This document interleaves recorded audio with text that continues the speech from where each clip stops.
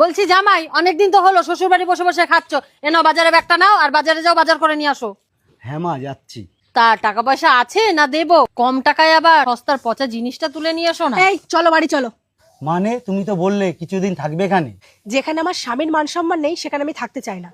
শোন মা, মায়ের থেকে আপন কেউ হয় না। আর এই যে তুই এত স্বামী স্বামী করছিস, আর এই ভিখিরিদের যত মাথায় তুলবি না তত পেয়ে বসবে, তাই নিজের হাতের মুঠোয় রাখ।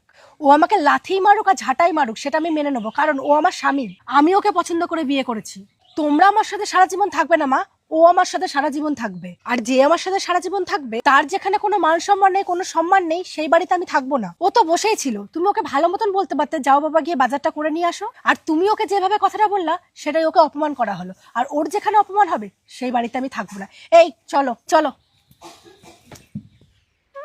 একটা মেয়ের কাছে তার স্বামী হচ্ছে সব থেকে বড় সম্পদ।